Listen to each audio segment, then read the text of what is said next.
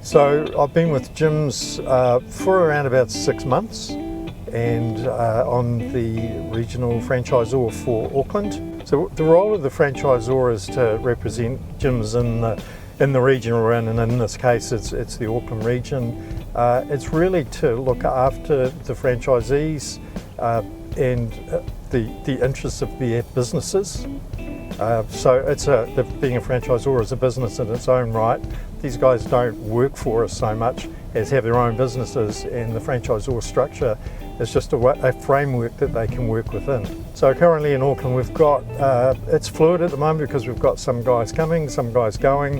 It's growing slightly, so we're up around about 65 at the moment. So right at the moment everybody in the network is getting more leads than they can handle. So what is happening to a certain extent is that customers are calling in and we don't actually have anyone available, which is the reason why we're going through a bit of a growth phase at the moment. So I doubt whether there's a single franchisee should I say, in Auckland who isn't getting any work. They're getting plenty. Well, it's really hard to put an answer to that, but I would say above 65 within the next 2 years. We could easily make that to 85. If we have that many franchisees in the system, we would still be seeing an excess of work, I would imagine. So if you see a Jim's Mowing van, it reinforces the message that we're out there. So I think the more franchisees that come in, the better for everybody, and it's actually good for the new guys coming in to understand that they're not crowding an already crowded space. There's actually plenty of room, and having all these billboards, these vans driving around is really good for everyone. Yeah, so there's an interesting story about that. When I first met Jim's, he was inquiring as to whether I'd been a lawn mowing guy who wanted to move up, and I told him a little bit about my business experience, and he said, well, that's really what we need. So I've been a businessman. I've had several businesses over a period of 30 years. The most recent one was a company I founded in 1994, which is a very long time ago. Became very big. We got up to about 50 staff at one point. We did spend a short time listed on the stock exchange, and we expanded through New Zealand, Australia, the United States and Europe. So I've had a lot of experience with dealing with businesses generally, and the cycle is you market to customers, you find the customers, you look after them, and then you earn revenue from it. So the really simple cycle of business is something I'm very familiar with. And it doesn't matter whether it's a big publicly listed company or a startup in the lawn mowing business, the same rules, the same logic applies. Yeah, so my first introduction to Jim's was actually the guy that mows my own lawn, and I sort of got friendly with him. And then later on, independent of that, I decided to buy into the Jim's Auckland region. And so we got to know each other better, and he explained to me that he literally arrived in New Zealand 4 years ago. Low resources obviously, got into Jim's and has worked really hard. I know he works hard because he comes to my place quite late in the evening sometimes.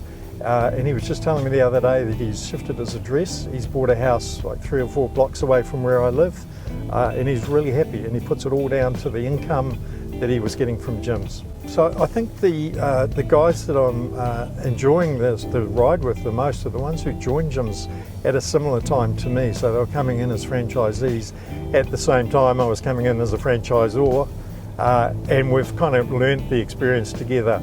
So I've got several guys scattered all over Auckland who've been with Jim's for a period of 6 months or less. And they seem to me, and when I ask them how they're going, they seem to be really happy with what's going on. A lot of them really happy with, firstly, the income, but secondly, the flexibility that this business gives them. Look after their kids, if they need some time to take their child to school or go to a school class production or something like that, it gives them the time. So yeah, a number of guys, probably 3 or 4 that started around about the same time as me, and we've been on this really interesting journey together. Well, one of the big things that everybody thinks is about all franchise businesses is that we somehow take a cut of your earnings. And Jim's doesn't work like that, so it's a flat fee. You pay the same as everybody else. When you start in the business, you're paying that flat fee. If you expanded your business, tripled your income, added some employees, you still pay the same flat fee. So it actually means that there's nobody standing on your shoulder saying, well, actually, we're going to take a bit of that, which is a great model. So within Jim's, we have a system called Pay for Work, and really what that is, it's a safety net for anybody starting gyms that guarantees a certain level of income per week over, really it's an extended period of time if you need it. And to be honest, in my time at gyms, I haven't actually had anybody that's come to me and said we need it, but it's there, it's a safety net. It gives you a baseline income. If for any reason you start with gyms and things aren't working well, you can rely on that Pay for Work guarantee. And it's a managed process as well, so they would work with us in terms of how do I get my business up, what do I do, and how do I take the step past the Pay for Work guarantee. Well, that's actually, for me, that's actually one of the key areas, because I see people in corporates, just like me, people who have come from a job where you're stuck in an office, and you know in the office your health and your fitness suffers, so you actually have to do something else to keep fit for a start.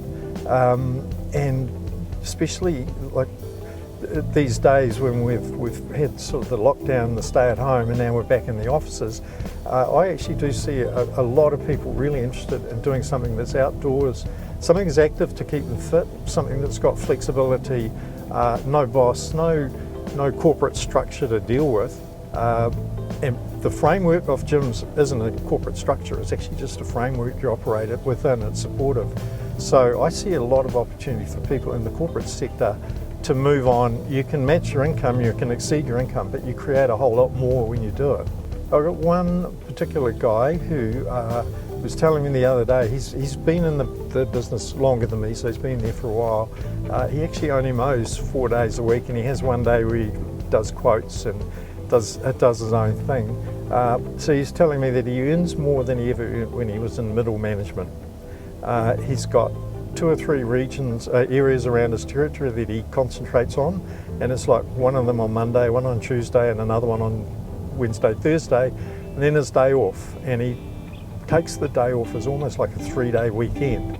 So he's come from a corporate environment where he would have been working really, really hard. Now he's getting the same income, and he's just using the skills he built as a corporate person, skills of management and communication, to refine his business to where it's a 4-day, really good earning business. If you move from being an independent mower to gyms, you have that brand awareness to rely on. I do expect that the population sees gyms as a premium brand. We would expect to pay more. When a gyms guy comes, you know that he's paid up with his insurance. You know there's a call centre behind him. There's somebody to call if he doesn't turn up. There's all of these advantages of being within the network. So I do actually believe people are prepared to pay more for all those elements of reliability. If you have an independent mower come to your house to mow your lawns and something goes wrong with him, you may never hear from him again. So at least with gyms, you know there's a reliability of the brand and everything that goes with it. Well, so we arrange them almost like packages at the moment. So the first thing that you can buy is the baseline package, which is you buy a territory, that's your turf, your patch, and there's a certain cost to that. And on top of that, there's a whole lot of extra things that we provide, which a big part of this is training. So the training takes a week. And the training isn't just training on how to mow a lawn, it's actually how to run a business, and the business happens to be lawn mowing. We then set you up for mowing with sign writing and branding your vehicle and giving you the uniforms, the type of stationery you need, business cards and all those sort of things. So we actually create everything that you need to step out on your first day and start dealing with customers and doing the business. We've tiered it so that basically you can buy the basic territory only, which has no customers in it. You can then buy a territory and add customers. So if you buy, say, 30 or 35 customers as you purchase your gym's mowing business, that's enough to get you started. It's certainly not enough to run a full-time business on, but it gives people a medium or medium price to get into the business and start growing with. And then at a higher level, we've also got franchisees who, for one reason or another, are ready to sell their business and move on. And that's obviously it's a bigger purchase. So it's actually tiered from the startup level to that sort of medium level where you buy your clients, to just buying a ready, I call it ready-made, that's my term, a ready-made business where you literally walk in on day one, work with the existing owner, and his business starts becoming your business. So within the training, the first 3 days of training is literally about business, and so business is the full gambit from managing customers, which is a very big part of business, selling. Like Jim's gives you the leads, but you still need to turn up at a customer's door and sell to them, sell them that they should use you, and take the price that you give them and give you a job. So we talk through all of the ways that you deal with customers to make sure that you're quoting correctly and getting that work. Then there's the ongoing customer support, making those customers not just customers but recurring fans of you. And then we go through things like how to manage your business, your paperwork, bookkeeping. Jim's doesn't actually manage your bookkeeping for you, but we actually give you everything you need to know to make that step to do it yourself. And then the training does then move on to how do I run a business out in the field, where I'm actually out quoting, mowing, how to use tools, how to use equipment, how to look after it. We touch topics like health and safety, and making sure that we stay compliant within all of the tax rules and what have you. So yeah, the training is extremely comprehensive. It covers a lot more than you would expect. We're not, people don't line up on day one and start driving lawnmowers around. They do a lot of work which is purely about running a business. New Zealand, just like Australia, has a very high immigrant population, and they're coming from all parts of the world. What you find when that happens is that they're looking for opportunities to put down roots, to have a family, become established, and have a really good life. And this Jim's business is a really good place for so many immigrants to find that. And there's so many success stories with guys that have come in or families that have come in, and Jim's has been a way for them to get very settled, buy a house, become part of a community. What we've found within various communities, various immigrant populations, is that the good news spreads, and so we're getting a huge number of inquiries, just referrals at the moment, for people telling their friends and their family that they've had a great experience with Jim's, and suggesting that they do it themselves. So basically your fees stay fixed. If you wanted to grow your mowing franchise into a mega business, employ staff, take on extra vehicles, Jim's will help you with all of that, but we won't actually take any more, the fees don't increase for that. The one exception is occasionally people say, I've got one territory, it's going really well, I want to buy another one, so they might pay fees for the second territory. But we're not penalising anybody for growing. In fact, we're encouraging them to grow. It's the same old theory. If you have one van, that's one Jim's Mowing van driving around the neighbourhood. If you have three, that's 3 billboards driving around the neighbourhood, and it's really good for the brand. So there's a guy in southwest Auckland, his name's Far. He's a really good guy who runs a really tight business. He has 3 territories. I don't actually know how many vehicles and how many staff he's got on the road, but he's continuing to grow. He still takes leads from Jim's. He's got a really nicely settled, mature business with 3 territories included in it. Okay, so splits is actually a thing that happens when a franchisee is building up their customer base.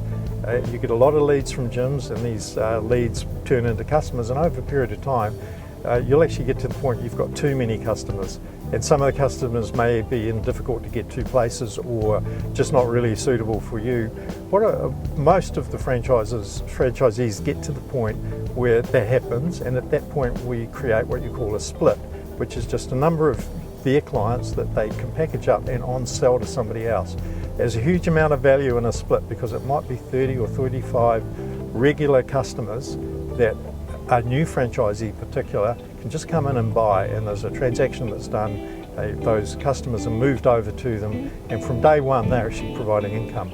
So it's a split is basically excess clients in the system that we package up and then sell to somebody else via the other franchisees. The best people to talk to about that are the guys that actually were in Jim's, decided to do it on their own, lasted a relatively short period of time, and then call us up and say, I want to come back.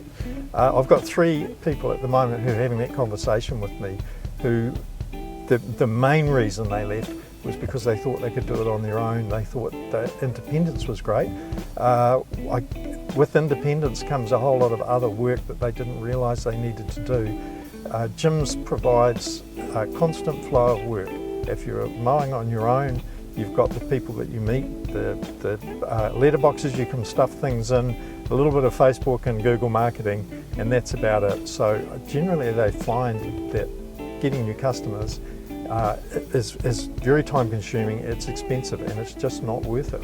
Well, the step change from what I was doing before to gyms was huge. The business I had was more in the corporate environment, and I dealt with a few people, and I had designated managers in our client companies, and it was all very cosy and easy to manage. When I jumped into gyms, suddenly there's 65 different people that I'm dealing with, and they're spread out over a big geographic area, so I have struggled a lot in the first 6 months just getting to know who everybody is, what their story is, what's going on with them in their relationship with gyms, because I've jumped in at the deep end. Gyms is a business with a lot of moving parts, so you have to pay attention to all the moving parts, and that's hard. I figure that after 6 months I'm actually getting my head around most of it, got a handle of it. Now I'm starting to think about how I optimise my work and make it better, so feeling like I'm in a really good place in relation to that at the moment. It's just everything. I think anything that any of the franchisees have relating to their business, problems they might have with customers, problems they might have with dealing with the gym systems, what do I do now? So everything, it's whatever issue they might have, they're going to ring me or text me or email me. And I think once again that's one of the advantages of gyms, is that I may not know a lot of the stuff because I'm new, but at least I'm somebody to call and say what do I do about it, and then I'm the conduit back to gyms to say what do we do about this. So yeah, I get it. I take and give a lot of calls in any given day, and a lot of text messages, a lot of emails. I think that was the step change in coming into the business. I didn't expect it to be quite that busy, but now I'm starting to understand it. And also now, when one of the franchisees rings up and I recognise the name, I now know a bit about them, a bit of their backstory. So it's actually much easier to have a conversation and understand where they're coming from. Okay, so within gyms, it's called Gyms Mowing because that's where it came from. But gyms is really a business that handles any exterior property services for anybody. So it is mowing, it's hedge trimming, it's pruning. With the guys we saw today, they were doing a bit of landscaping, not hugely adventurous landscaping, but just really nice small section landscaping is what they showed us. Gutter cleaning is a big one. Auckland recently had terrible rain, and suddenly we've got a flood of gutter cleaning queries. So gyms is one of the services that the gardening guys do is gutter cleaning. And gardening, just general gardening. Auckland's environment, things grow most of the year round, and gardening is a really important role for around the house. And so we do a lot of gardening and weed spraying and all those sort of services as well. So yeah, I figure if you say it's on the outside of my house and it's got something to do with the plants or the landscape, gyms has got a service, or the gyms guys have got a service for that. I'm not actually aware too much of that thinking, but I could understand how people might see that, because I think, there's the old story about somebody who says, well, I can get somebody to mow my lawn, the kid down the road will do it for $20, which is fine. But I think if you're running a genuine business, which these guys are, and you have a certain level of service and a job that you do, it's not just a cheap manual labour, it's actually part of the important part of keeping your house looking nice. So I think there might be a sort of a preconception that we're dealing with manual labour and it's low value, but it's not. It's quite the opposite. This is actually a high value service. So it's still petrol on the lawnmowers, and a growing trend now to go electric for all the hand tools. So the line trimmers, the hedge trimmers, all of those tools going electric. I think what we'll see is as the franchisees start reinvesting in equipment, they'll be going electric. So electric's it's obviously quieter, it's better for the environment, but it's also better for the operators, so less vibration, easier on your hands. And if you're holding a hedge trimmer up close to your ears as you trim a hedge. You don't have a two-stroke blaring in your ear. So no, for a whole lot of reasons, there's a trend now towards electric. What we'd really like to do in Auckland, and encourage it if anybody wants to do it, get somebody to go fully electric.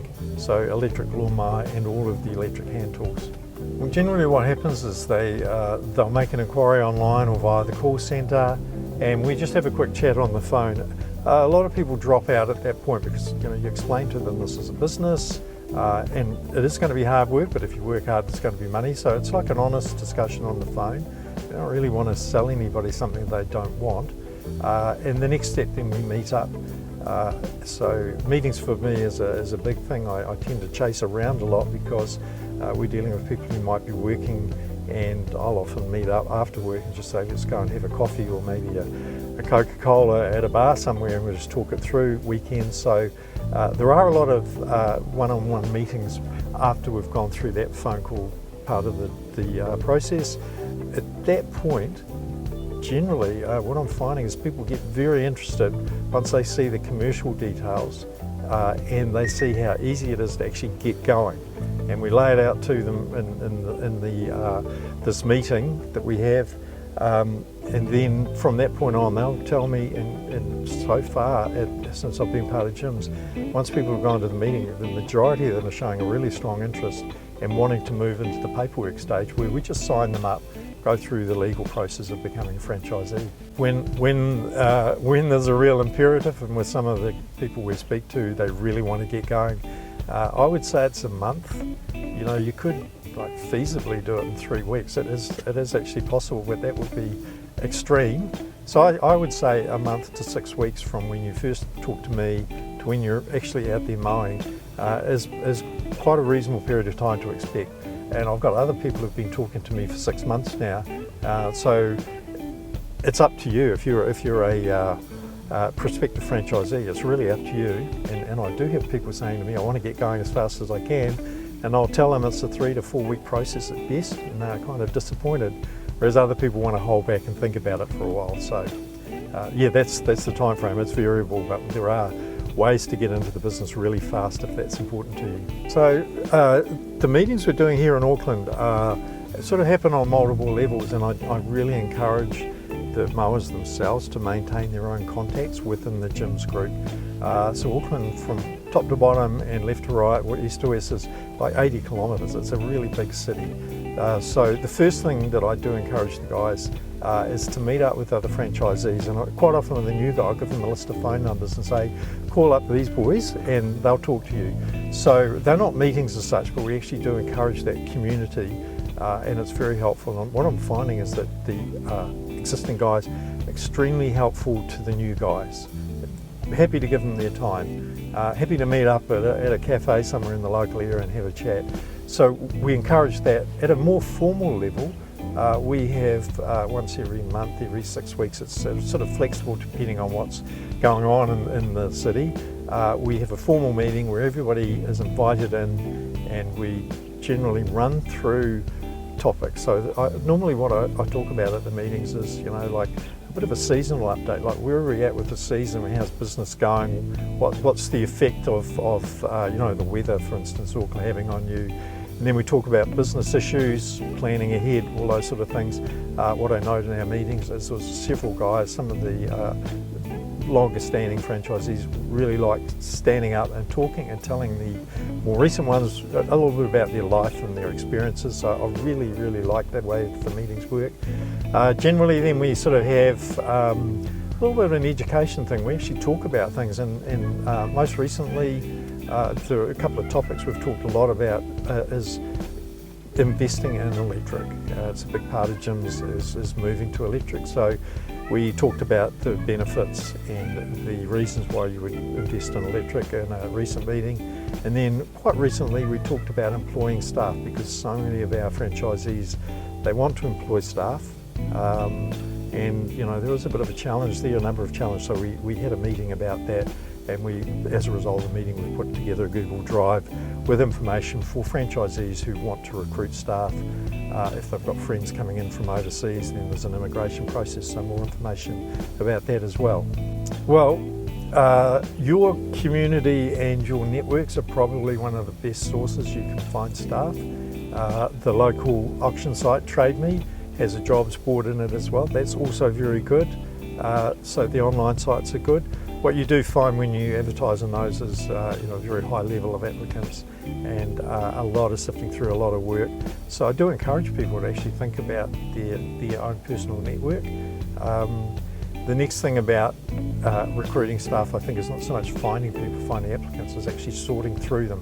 Once again, that's where we can help, because if somebody isn't sure about evaluating personnel, they can just give me a call, give us a call, and we'll help them through with that. So I think at the moment in New Zealand, one of the most important features or factors in recruiting staff is that our borders have opened up after about 3 years of lockdown and various immigration restrictions.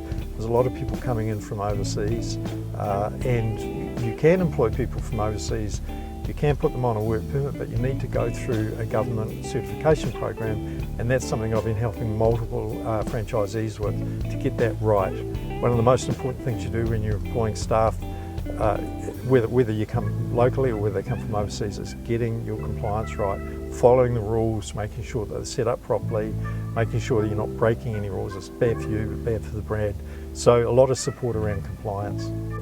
Now I have everybody who I have at the meetings, when I talk to them, they ask me that question: what happens if I get sick?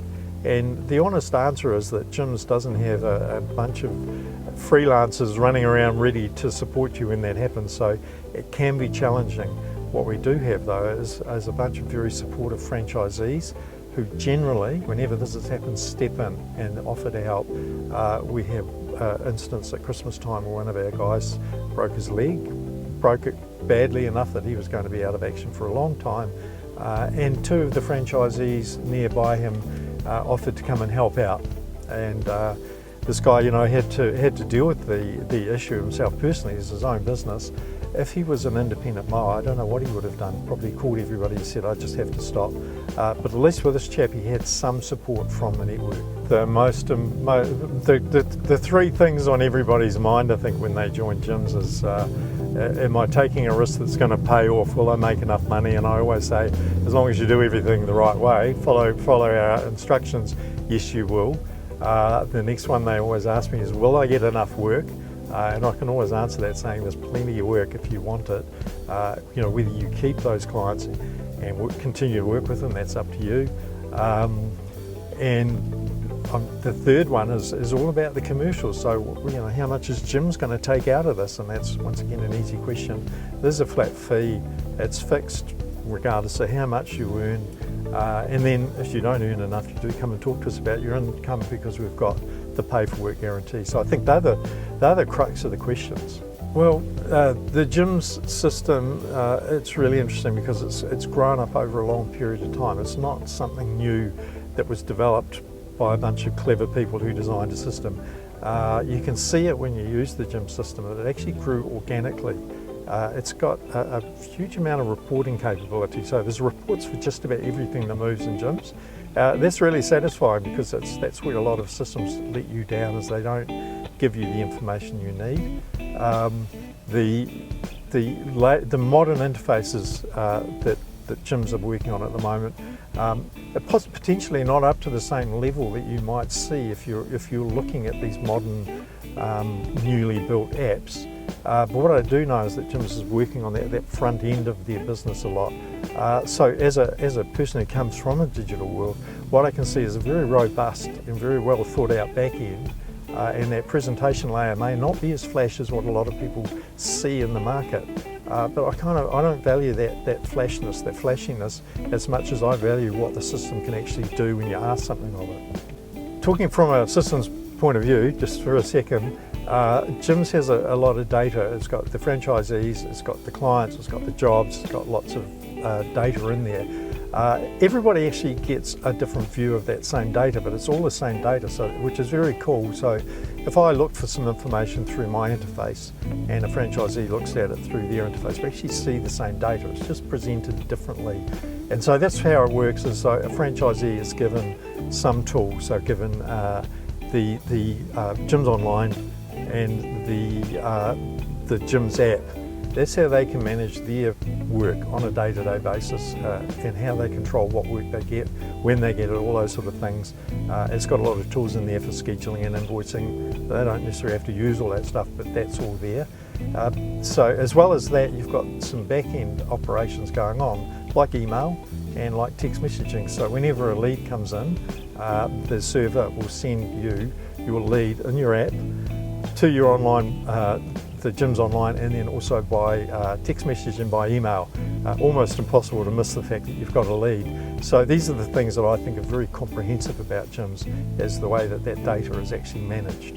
Jim's is a real person. I have met Jim, and the interesting thing about Jim's is he's central to the business. So I've met lots of CEOs in my time, and I've always found that the best CEOs are the ones that are totally in touch with their business. And I've met some really stunning CEOs in my life, and Jim's is right up there. Jim is as a CEO, he has a complete handle on the business. He's made himself central to it. I think it's really quite impressive. So yeah, Jim's is a real person. He's an incredibly busy man. I don't know how he actually does his job, but he is a real guy. And when you go on training, if you go to Australia, you'll get to meet Jim. And if you want to check Jim out, there's so much video where Jim talks about his business and he talks about how it runs. When I say Jim's is central to the business, what's most important to the Jims, what's most important to Jim is the customer. And so if a customer has a complaint, it doesn't go into some sort of bucket somewhere and picked up by somebody at some point to handle. It actually goes to Jim.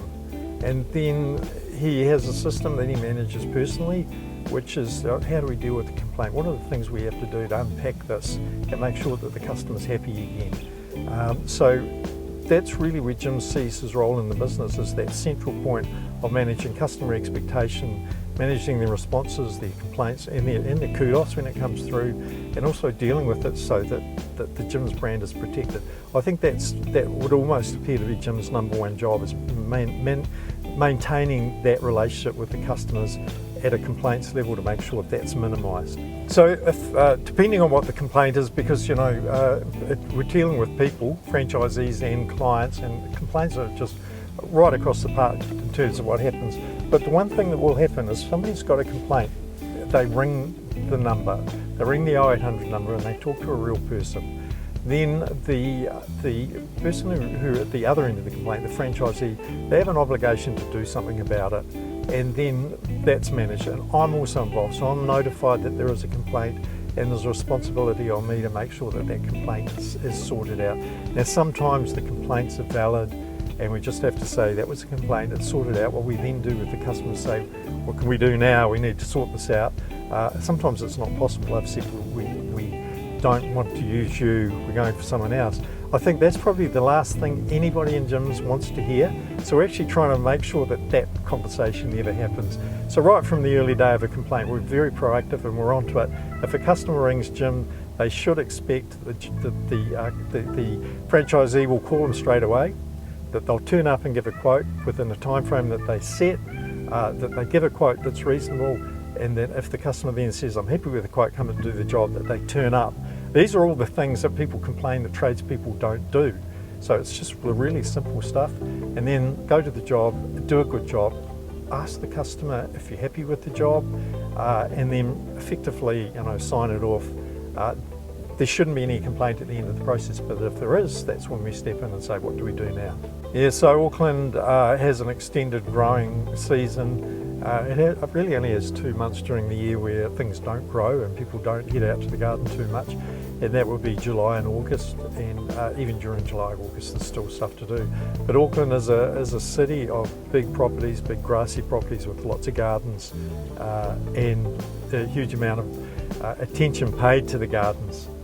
So if you combine the large garden areas with a warm, humid climate, you're going to get a very lush and green city, and that's what we've got.